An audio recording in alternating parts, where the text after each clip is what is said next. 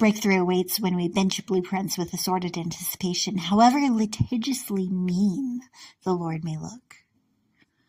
Looking at the causes of calamity can only do so much in alleviating the consequences, but looking for metaphorical and material meanings in legit and made-up lands that couldn't last may locate clues as to how a mess materialized, which may make it more likely that a cleaning solution can be made for the matching ones that we live with.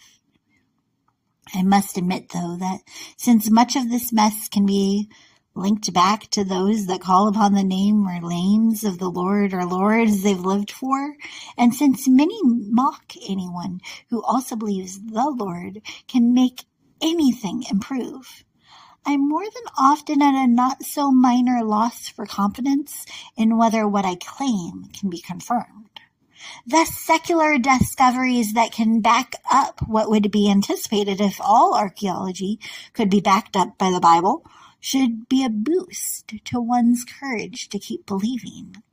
But what can be said when the archaeological advancements attest to, but also broadcast, a bit of the Bible that seems to contradict its own claims? Christians call the Lord maker of all that lives, lover of mankind, the one that calms stormy seas, biblical concepts for sure. Compassionate to the lost, merciful and mighty to negate the negative outcomes that proceed from our rebellion. He's our rock and our salvation, the topic of so many songs, a significant percentage of which are in the same 3 signatures. How should we respond when the proof seems to suggest that if this Savior were real, he'd be some terrible taskmaster instead of the sweetheart we sing about? I am not a scholar, or stuck with the theology school's strict standards of theologian. This surely shouldn't be regarded as a research paper. Though I readily regard this as my sesquipedalian thesis, I skipped my real one, since the struggle to even understand what I was supposed to do was too trying. Sure, I see things that should be seen as the scholars do, as thrilling samples to say, see? At least some of this is true. Towering above Shechem, where someone seen as the starter of 3 significant religions said, sure, I'll stay separate and trail this unseen spirit that said my signature shouldn't see the same. There was a site significant for its role as somewhere to send terrible spells to those that tormented their cities. And this, showing a slide of a super small sort of square that seems to have been shot at with something rubbery, is a tablet that shows such a spell was truly set at this site. Significant for sure, it still seems like something that regarders of a so-called savior's teachings shouldn't seek to say outright. Found in one of the parts that is quickly passed over whenever the Old Testament is opened for some proof passages, this piece is proof that a ritual of corporate cursing happened, perhaps regularly. A religious practice of publicly pronouncing that those who disregard the rules of their society shall be stricken sounds like something that the Savior himself would stop. We remember that Quasimodo's observations were on point. Piously pursuing revenge on people for being real is wrong. People are real, but so are persons, and whether right or wrong, persons readily regard reality with separate sets of standards. So even the slightest signal that something isn't right can be seen as someone stifling someone else and taking sides with the subjugator, especially if that someone has religious reasons or some thoughts taken from theology. So is telling someone that they shouldn't take their undeniable advantages and wiggle room to wrestle away another's ventilator also wrong? What if one warned about what to expect if one went through with yanking out of the ventilator without watching for exacting an expeditious adherence? What if one watched and ramped up the volume level of their warnings, but was only viewing virtually, or was wrestled out of the way so intervening wasn't viable? When what is warned is what is experienced, would the one who warned be expected to accept blame? Similarly could a curse, instead of a spell to cast destruction upon someone, simply be a declaration that the consequences that the curse caster claimed would come if one disobeyed will come because the one being cursed has chosen to disobey? Cursed, cursed, cursed, cursed by the God Yahweh. You will die, cursed, cursed, you will surely die, cursed by Yahweh, cursed, cursed, cursed, says the Proto-Canaanite curse inscription discovered on Mount Ebal, echoing the description in Deuteronomy 27 and Joshua 8.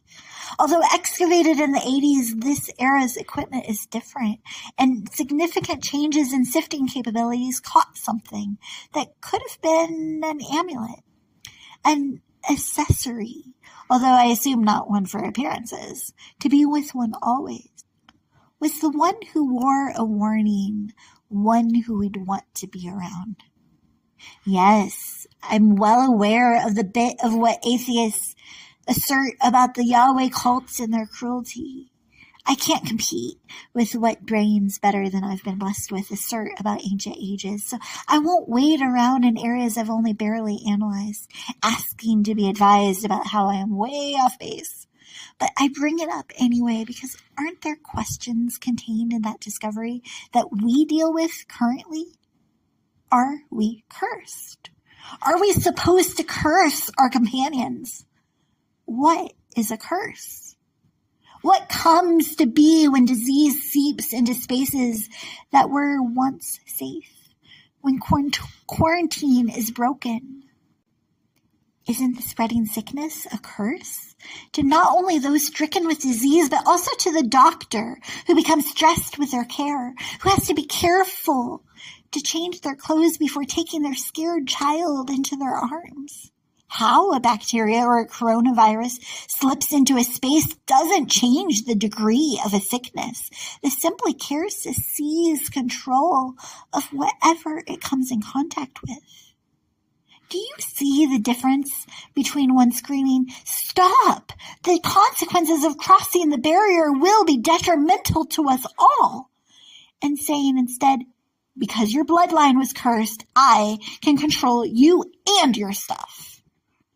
It's certainly not seen as correct to belabor a concept that scores see as from a bygone age, but those who have been born into circumstances that could only be defined as cursed, to suffer from an uncontained and so often uncontested sickness from the start, sure sense the despair that comes from someone else saying that their bloodline is cursed, even if that someone else's kids don't condone that statement directly. I speak a certain dialect because it is the one that I was spoken to as a child. In certain circumstances, sure, I can search a digital book for the correct description of a concept. But I still speak without considerable difficulty, unless I switch to Spanish, in which case I dictate my desires with extreme difficulty, despite having started my study of it over a decade ago. I am not surrounded by those who can speak Spanish as seamlessly as I can declare these diatribes in English, nor have I devoted the effort into directives that would continue my studies solo. Just as it is comparatively difficult for me to speak Spanish, I cannot comprehend the disastrous effects of generation upon generation of feeling forgotten without inviting another who has faced that fear that they have been forever forsaken to effectively describe the sensation instead. It's no coincidence that I was stuck on the sentence with disease seeped into spaces and couldn't continue until I spent a significant section of the couple of days before I script this with James Baldwin. I was convinced that I was ready to sleep and would continue to listen to his culmination book until unconscious. Then I had the urge to suddenly stop it, thinking of a sentence that had to be said, and so on still comes. Disease seeped into spaces that were once safe when quarantine was broken, and that is a curse to not only those stricken with disease, but also to the doctor who becomes stressed with their care. I couldn't consider a concept as deep as cursing without someone else in different circumstances coming alongside and saying, this is the context in which I see it. Even if I could come up with a statement, I couldn't by myself develop the courage to say that, just as a complete bloodline has been called cursed by the controlling system because of one boy snickering at his dad being stupid, Cain, although cast away, is seen as the source of the controlling system's strength. Not the Cain that I have described, one suffering with brain anoxia but craving to do what is expected by his father, but a gruesomely unforgiving figure, forever defined by his desire to keep from being his brother's keeper. A statement only said to contain the scarier circumstance that he killed his brother in a senseless and baseless act of aggression. By calling Cain the controller of the dominant society's Christianity and its destiny, such a society's Christian charity is not called charitable at all, but instead is suspected to be construed not to save cursed souls, but to steal their space. And that conclusion comes with a cost. Eat gold, you insatiable Christian, screams a display at some museum in Barcelona or Valencia in the summer of 2016. I can't uncover the exact details, so if you can, do share. But side by side with a depiction of captured conquistadors being brutally killed through compulsory digestion of a substance considered slightly better than silver, this scene was restaged with characters from our current circumstances, a businessman and someone else. Why can't I describe the scene in detail if the sentiment sticks with me so stringently? Who stood there, causing the coursing stream of boiling anger at agony unacknowledged to be carefully dripped down the esophagus of their foe? Why? Google Sandy Hook Promise and find Evan, a film about one who feels forgotten. Is indifference interpreted as an enemy enough to declare the existence of enemies? Are our disasters deserved courses or undiagnosed sicknesses that could be stopped if we were to see the signs? Are we cursed? How? And why? Are we cursers, with every breath being against another, even if we're unaware of whatever's being clogged by our dumping coins or doll clothes or whatever would stop up a system down the drain? A sign above a covered ditch, disguised as what would be considered a standard toilet in my section of this world, no running water, sweetly requests that people please don't put products other than paper down there, because fishing it out again is extremely difficult. That's disgusting. Who's cursed in that scenario? Who should be? If someone was caught cruelly discarding the saran wrap from 1 billion completed sandwich coverings, complete with a couple of sardines that didn't seem deserving to be eaten after all, and into that ditch, would the employee who found it be at fault for insisting that the instigator be the excavator? Exaggerated examples unequivocally, but it isn't easy to figure out the effects we're having on everyone else, especially those downstream, in a sense. Is there a sacred spirit that can assist us in seeing the signs, who can show us who we should be seeking out, who reveals the secret thoughts and intentions that are out of sight of those seeking solely the richness of priorities that are probably not wrong in and of themselves? Is it wrong to be rich? As in ridiculously can't spend in 10,000 standard lifetimes, so stuff it in a corner as a collection style, buried in cash? I'd say, of course. Sharing is caring. Is it wrong to be satiated, satisfied, especially thrilled with how things are turning out in a standard day? Solely sometimes. So who's to say when and how we are to stop seeing those we're supposed to care about and for? We all have circles where some are closer than strangers, and I believe that's how it's supposed to be. I can't behave the same with every once boy I come across as with my spouse, and that's not bad. So what's the solution? By simply trying to stay dedicated to him, am I doomed to deserve the curses coming from all other boys who believe they're abandoned? Again, I'm aggrandizing the array of outlines to advance an argument. But what am I wanting to answer? What was Baldwin asking? What was he answering when I was bound up in my own confusion and couldn't continue without considering his too? In a letter from a region in my mind, written in November 1962, he writes, I realized that the Bible had been written by white men. I knew that, according to many Christians, I was a descendant of Ham, who had been cursed, and that I was therefore predestined to be a slave.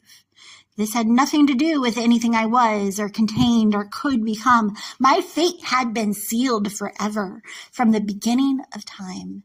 And it seemed indeed, when one looked out over Christendom, that this was what Christendom effectively believed. It was certainly the way it behaved. It continues. In the same way that we, for white people, were the descendants of Ham and were cursed forever, white people were, for us, the descendants of Cain. And the passion with which we loved the Lord was a measure of how deeply we feared and distrusted and in the end hated almost all strangers, always, and avoided and despised ourselves. He continues, and I believe at least all Americans, should absorb all of the argument. But I cannot leave it at that. There is more to it than that. In spite of everything, there was in the life I fled a zest and a joy and a capacity for facing and surviving disaster that are very moving and very rare. Perhaps we were, all of us, pimps, whores, racketeers, church members, and children, bound together by the nature of our oppression, the specific and peculiar complex of risks we had to run. If so, within these limits, we sometimes achieved with each other a freedom that was close to love. A son of a stern preacher, Baldwin too taught sermons, and for a time sensed the set-apart spirit and the community supposed to be set apart for that spirit sincerely. But he also saw another side, a severity to religion that could not be respected. Swallow what he says slowly. When the white man came to Africa, the white man had the Bible, and the African had the land. But now it is the white man who is being, reluctantly and bloodily, separated from the land, and the African who is still attempting to digest or to vomit up the Bible. The struggle, therefore, that now begins in the world is extremely complex, involving the historical role of Christianity in the realm of power, that is politics, and in the realm of morals. In the realm of power, Christianity has operated with an unmitigated arrogance and cruelty, necessarily, since a religion ordinarily imposes on those who have discovered the true faith, the spiritual duty of liberating the infidels. This particular true faith, moreover, is more deeply concerned about the soul than it is about the body, to which fact the flesh and the corpses of countless infidels bears witness. It goes without saying, then, that whoever questions the authority of the true faith also contests the right of the nations that hold this faith to rule over him, contests, in short, their title to his land. the spreading of the gospel, regardless of the motives or the integrity or the heroism of some of the missionaries, was an absolutely indispensable justification for planting the flag. I see so much truth in what he says, and I'm so thankful that he saw it right to present his reality to those often perceived as too self-righteous to be teachable. I think he stops slightly short of the truth in some sections, but still the totality of those who can read this should read The Price of the Ticket more, since that's been translated. I simply shouldn't try to say all that he said, especially in the syntax. So I'll stop the review there and instead return to the starting thesis of this section, even if referred only in the title. My teachers would strike off points. To spell out that thesis, the title of this section, Breakthrough Awaits. When we begin by benching our blueprints, by casting aside our biased assumptions of who this Abba will be, with assorted anticipation, by allowing for what we believe we will be to be affected by our analysis of all from an abundance of angles, and by peering beyond the accusations that the biblical Abba is bloodthirsty and too cruel to care about the so-called children he clearly despises. Even if I can't find fault in the explanations behind that depiction, I clearly don't agree. So what can be said when cruelty seems to be the default? Sharing Bible verses could satisfy some Christians, but this conundrum cannot be solved with a research paper.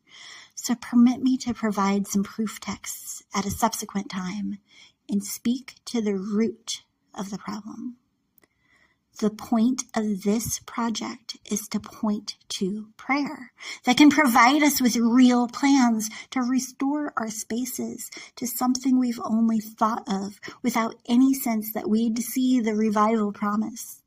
But if the Papa we perceive we're praying to is an outraged one that passes punishment on people thousands of years removed from something relatively small, why pursue a relationship with him and receive plans that may result in several thousand more years of shame if we slip up on even the slightest stipulation?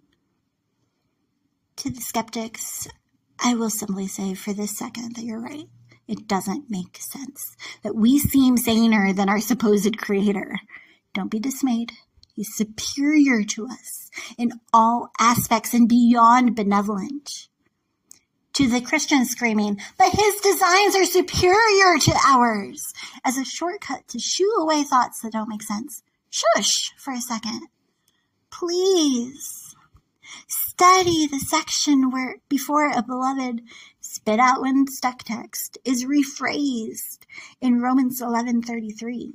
Spend some time, some significant time with 32. Especially the point not at all obscured at the end of that marvelous line. In order to mercy all mankind. The image of a merciful overlord may not offer itself up as much of an improvement over the narrative of an overbearing one, but I present my proposal anyway. Be patient with the paradoxes. I'll present proof passages in subsequent sections, but realize that it is possible for one to be suspiciously wary without retreating silently into systems of thought that haven't served to provide relief. So many are terrified of the torment that the search for a supreme physician seems to reliably result in. Since who could say if we thought or said the right stuff to skip the section reserved for still sinners? But as the title of the section recommends, I'd suggest tabling that underlying terror. I have more to say about it and my thoughts as to where it arrived from and to where it should return, and try to speak to the unseen teacher and so-called savior anyway. This step of tabling what we thought we understood about the universe's teacher and stalker and transformer and tyrannizer and savior and enslaver does not result from procrastination. I'm instead arguing for putting off philosophizing until ready to quit the research phase. You may say that that's not the order I have pursued, but I'd argue that the subsequent section, the shouting out, the circling around tough things that I shouldn't insist that I understand, the thoughts turned into somewhat scattered but still real prayers, all preceded any attempt to organize them. If you are reading this, you probably have attempted to say, if there's someone out there, speak. But I say try again anyway, starting from the researcher's standpoint instead of setting stipulations such as, I'll agree that you are speaking if this takes place. Sorry, that usually doesn't work, although sometimes it does. In the summer before third grade, someone told me that they saw, or I saw, I'm not sure, so assuming it's someone else's story is safer since I can't remember, someone stand, do 10 random push-ups while someone else was on stage speaking, and then just sit down. Someone else said that they had been thinking, if someone is out there, tell someone to show me through those 10 specific signs right now. Simply tell this someone in the sky that we're not sure what to think of, what you think about all sorts of stuff. Say, hey, this sucks. Say, so is what I'm seeing true? Tell your story in second person and then be still, seeking a response. Since sometimes it's of assistance to see someone else try first, I'll start. Like the rest of this, it's in the stream of consciousness style and slips in and out of my story.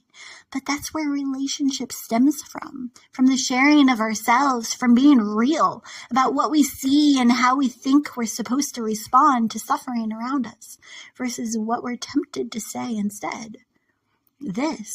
All of this, is simply a starting point because I shouldn't try to script something like this in Spanish. I can't spout off what you should tell him because that's not my story. I can simply share with you mine as a sample.